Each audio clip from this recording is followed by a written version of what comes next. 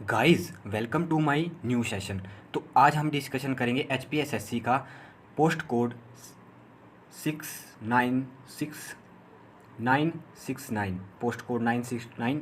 ठीक है, उसका हम जीके सेक्शन, हिंदी सेक्शन, सभी सेक्शन को डिस्कशन करेंगे। तो इसका हम ये पार्ट 1 डिस्कशन करेंगे, इसको हम पार्ट्स में डिस्कशन करेंगे।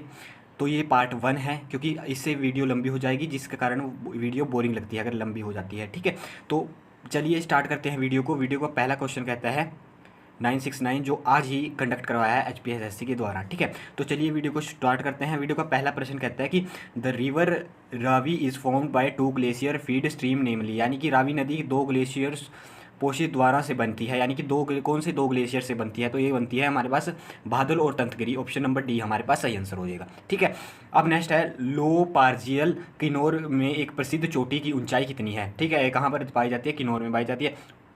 अब आपसे पूछ सकता है कि ये लो पार्जियल चोटी कहाँ पाई जाती है, ये क्वेश्चन पूछ सकता है आने वाले क्वेश्चन टाइम में। ठीक है, तो इसकी जो हाइट है वो है 6770 मीटर। ठीक है, फिट में नहीं है, मीटर में है। ऑप्शन नंबर डी हमारे पास सही आंसर हो जाएगा। नेक्स्ट है हमारे पास हिस्टोरिकल विलेज कामरू इन किन्नौर लोकेटेड, यानी किस वैली में लोकेटेड है? वो है हमारे पास सांगला वैली में लोकेटेड। ऑप्शन नंबर डी हमारे पास सही आंसर हो जाएगा।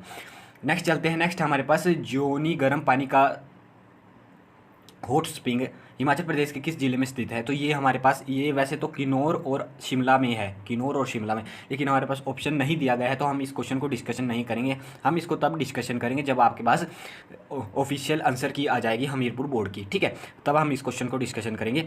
चलिए, अब नेक्स्ट क्वेश्चन कहता है कि the renovated Nirath temple is located the bank of which of the following river. तो हमारे पास शिमला डिस्ट्रिक्ट से मैक्सिमम कौन सी रिवर फ्लो करती है? तो हमारे पास शिमला डिस्ट्रिक्ट से सतलुज रिवर फ्लो करती है। ऑप्शन नंबर सी हमारे पास सही आंसर हो जाएगा। नीरथ टेम्पल सराहन के आसपास है, जो हमारे पास सराहन के आसपास सतलुज नदी का बढ़ती है, और ये शिमला को होकर जाती है। ठीक है, अब चलते हैं हम नेक्स्ट क्वेश्चन। नेक्स्ट क्वेश्चन कहता है वो was the ruler of Chamba when Anant Dev of Kashmir invaded the territory, यानी कि चंबा के शासन कौन थे जब कश्मीर के अनंत देव ने क्षेत्र पर आक्रमण किया? तब चंबा के जो शासक थे वह थे सलवाहन मरवन। ठीक है, अब चलते हैं हम नेक्स्ट क्वेश्चन। नेक्स्ट क्वेश्चन कहता है, और ये जो पेपर है ये हमने डाउनलोड किया है himexam.com से, तो thank you for him exam, हम क्रेडिट देते हैं उनको पेपर का जहाँ से हमने ये सोर्स कलेक्ट किया है। ठीक है, अब कहते हैं नया क्वेश्चन कहता है कि कांगड़ा के किस शासक ने गुम्मा नामक खान पर अधिकार करने के लिए मंडी पर आक्रमण किया? तो ये किसने किया था? संसार चंद ने। ऑप्शन नंबर ए हमारे पास सही आंसर हो जाएगा। नेक्स्ट है which ruler of Bilaspur help Aurangzeb. Help किसने करी थी? हमारे पास दीप चंद ने। ठीक है, इन्होंने बिलासपुर की स्थापना भी की थी, ध्यान रखना है आपने।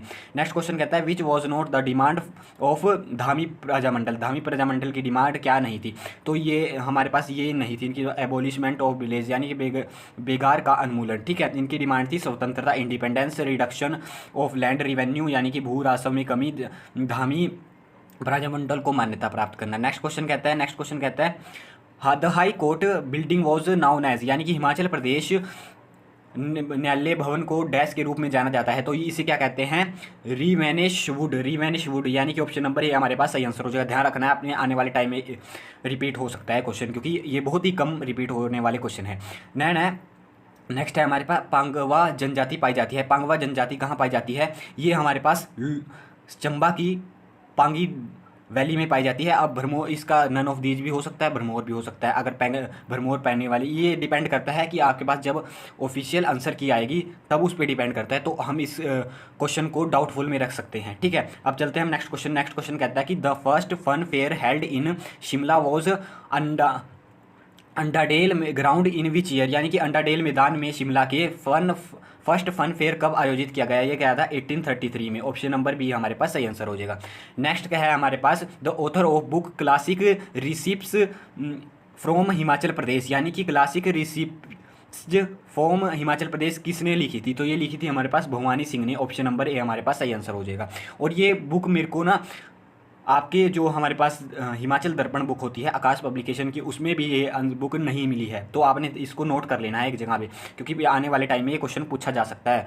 नेक्स्ट है हमारे पास gypsum in Solan district of Himachal Pradesh has founded, यानी कहाँ पर? कुठार में, कुनिहार में, या अर्की में, या कसोल में? तो ये किए जाते हैं कुठार में। ऑप्शन नंबर ए हमारे पास सही आंसर हो जाएगा। नेक्स्ट क्वेश्चन कहता है कि the first information technology institute of Himachal Pradesh was set up at, यानी कि कहाँ पर सेटअप किया गया। फर्स्ट तकनीकी संस्थान, सूचना तकनीकी संस्थान कहाँ पर स्थापित किया गया। एक करा गया डिस्ट्रिक्ट ऊना में, ऑप्शन नंबर डी हमारे पास सही आंसर हो जाएगा।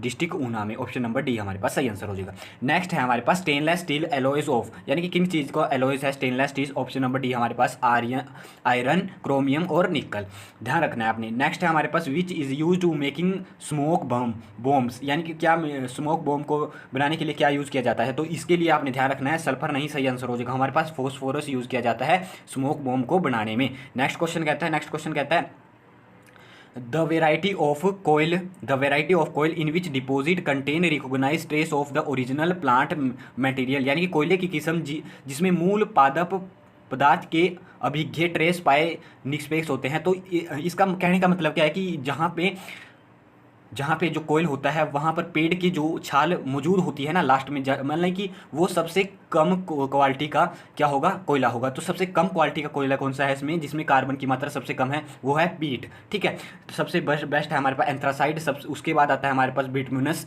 उसके बाद आता है हमारे पास लेगेनाइट और उसके बाद आता है पीट। तो इसमें ऑप्शन नंबर सी हमारे पास सही आंसर हो जाएगा, ध्यान रखना है आपने, ठीक है। थोड़ा घुमा कर क्वेश्चन पूछा गया था, ठीक है। नेक्स्ट हमारे पास paper is manufacturing by, paper किसके द्वारा मैन्युफैक्चर किया जाता है, क्या क्या यूज़ किए जाते हैं पेपर बनाने में। तो ये यूज़ किया जाता है वुड की जाती है, ऑप्शन नंबर डी, कैल्शियम किया जाता है, हाइड्रोजन सल्फाइड किया जाता है और राइसिन किया जाता है, राइसिन्स, ठीक है। नेक्स्ट क्वेश्चन कहता है कि the thyroid gland is situated near which organ, यानी कि किस ऑर्गन के पास थायरॉयड ग्लैंड सिचुएटेड होती है। तो ये होती है हमारे पास कंठ, यानी कि लाइरेक्शन के पास हमारे पास कंठ, ऑप्शन नंबर सी हमारे पास सही आंसर हो जाएगा। नेक्स्ट है हमारे पास the largest part of human brain, तो ये होता है सेरिब्रम। आपने कंफ्यूज नहीं होता है, सेरिबेलम से कंफ्यूज नहीं होना, तो हमारे पास ऑप्शन नंबर बी हमारे पास सही आंसर हो जाएगा। कहीं क्या करते हैं कंफ्यूजन होते हैं सेरिब्रम और सेरिबेलम में, तो आर हमारे से बड़ा होगा, ठीक है, आर वाला पार्ट बड़ा होगा, क्योंकि जो हमारे पास अल्फ़ाबेट सीरीज़ में आर बाद में आता है, एल पहले आता है। तो आपने देख रखना है कि जो ज़्यादा नंबर पे आएगा वो बड़ा होगा, ठीक है। नेक्स्ट क्वेश्चन कहता है कि animal semen for breeding of animal remain fertilize for a long time at, यानी कि जंतु के प्रजनन के लिए जंतु वीर्य कितने तापमान पर लंबे समय के लिए उर्वरक रह सकता है, यानी कि कितने लंबे समय तक सस्टेन रह सकता है जंतु वीर्य। तो किस टेम्परेचर पर, तो ये रह सकता है 196 डिग्री सेल्सियस, यानी कि बहुत ही ठंडे टेम्परेचर पर रह सकता है। नेक्स्ट क्वेश्चन कहता है कि the deficiency of vitamin E cause, क्या कहती है वो, विटामिन की, ये तो विटामिन के, ये विटामिन डी की कमी, ये विटामिन बी की कमी से, तो इससे क्या होता है बंध्यता, यानी कि स्टेरिलिटी, ऑप्शन नंबर सी हमारे पास सही आंसर हो जाएगा। नेक्स्ट है हमारे पास mumps disease is caused by bacteria, fungi या प्रोटोजोआ या वायरस। तो ये किससे होती है, एक टाइप का वायरस है जिसे मम्प वायरस कहते हैं, ठीक है। आपने ध्यान रखना है, मम्प वायरस कहा जाता है, एक वायरल डिजीज़ है, और ये आने वाले एग्जाम में पूछा जा सकता है क्योंकि कोरोना चर्चा में है। और आपके पास जैसे वायरल डिजीज़ हो गया मंकी पॉक्स, ये भी चर्चा में है, ठीक है, आपने ध्यान रखना है। और ये आपके पास बैक्टीरिया, फंजाई और प्रोटोजोआ से रिलेटेड आपने क्वेश्चन ध्यान रख लेने हैं, ठीक है। आप चलते हैं नेक्स्ट क्वेश्चन कहता है protecting food in our diet are, यानी कि हमारे आहार में रक्षीय खाद्य है, ये है हमारे पास प्रोटीन और कार्बोहाइड्रेट जो हमें एनर्जी प्रोवाइड करते हैं, ठीक है। आपने रक्षा, हमारी शरीर की रक्षा भी करते हैं प्रोटीन और कार्बोहाइड्रेट। नेक्स्ट है हमारे पास which ruler had the religious assembly at Prayagraj every 5 year, कौन करता है एवरी 5 ईयर के बाद रिलीजियस धार्मिक, तो किसने स्टार्ट करी थी, ये करी थी हर्षवर्धन ने, ऑप्शन नंबर सी हमारे पास सही आंसर हो जाएगा। नेक्स्ट है हमारे पास which of the following example explain the duties of the Dharmamatras की जो हमारे पास ड्यूटीज यानी कर्तव्य की व्याख्या किस बुक से की जाती है, या ये की जाती है द मिरर रॉक्स एडिट्स, यानी कि लघु शिलालेख से, ऑप्शन नंबर ए हमारे पास सही आंसर हो जाएगा। नेक्स्ट क्वेश्चन की ओर बढ़ते हैं। नेक्स्ट क्वेश्चन कहता है कि the main object of introducing the मनसबदारी system was, यानी कि मनसबदारी सिस्टम का जो किसके द्वारा लाई गई थी, अकबर के द्वारा। इसका जो मेन ऑब्जेक्ट था वो क्या था, organize the army, option number C हमारे पास सही आंसर हो जाएगा। नेक्स्ट क्वेश्चन कहता है कि Tipu Sultan was defeated in third Mysore was in 70, आपने एक तो ईयर ध्यान रख लेना है, थर्ड, तो ये किसके द्वारा किया गया था, तब वॉइस रॉय थे हमारे पास लॉर्ड कॉर्नवालिस के द्वारा किया गया था टीपू सुल्तान को डिफीट।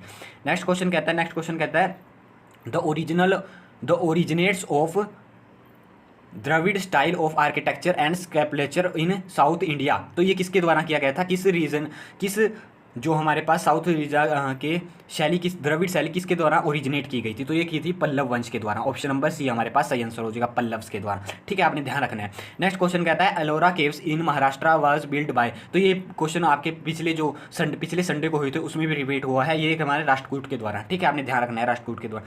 नेक्स्ट है हमारे पास द हुन सांग visited India during the which region, यानी कि किसके द्वारा काल में आए थे, ये आए थे हमारे पास हर्षवर्धन के साथ। आपने एच और एस से ध्यान रख लेना है इसको। ट्रिक है हमारे पास एच की सर। और एक फाइयान किसके द्वारा, चंद्रगुप्त मौर्य वन के टाइम में। ठीक है, ऑप्शन नंबर ए हम तब सही आंसर हो जाएगा यहाँ पे, ऑप्शन नंबर डी हमारे पास सही आंसर है। नेक्स्ट क्वेश्चन कहता है वो among the following was the able administrator, यानी कि इसमें आपको कंफर्म नहीं दिया गया, इसमें आता है आपके पास एबल एडमिनिस्ट्रेटर किसका, यानी कि जो हमारे पास डिज़ाइन का एबल एडमिनिस्ट्रेटर कौन था, शेर शाह। ठीक है, आपने ध्यान रखना है, Sher Shah. Option number B हमारे पास सही आंसर हो जाएगा, शेर शाह। नेक्स्ट है हमारे पास वो after the constitutional deadlock due to the quit India movement gave the call back to Cripps, यानी कि भारत छोड़ो के कारण संवैधानिक गतिरोध के बाद बैक टू क्रिप्स का नारा दिया था। ये किसने दिया था, तो आपने ध्यान रखना है, गांधी जी ने तो इसे जो क्रिप्स मिशन था इसको पोस्ट डेटेड चेक कहा था, लेकिन जो हमारे पास सी राजगोपालाचार्य ने कहा था, ऑप्शन नंबर डी हमारे पास सही आंसर हो जाएगा कि बैक टू क्रिप्स। ठीक है, आपने ध्यान रखना है, आपने कंफ्यूज नहीं होना है।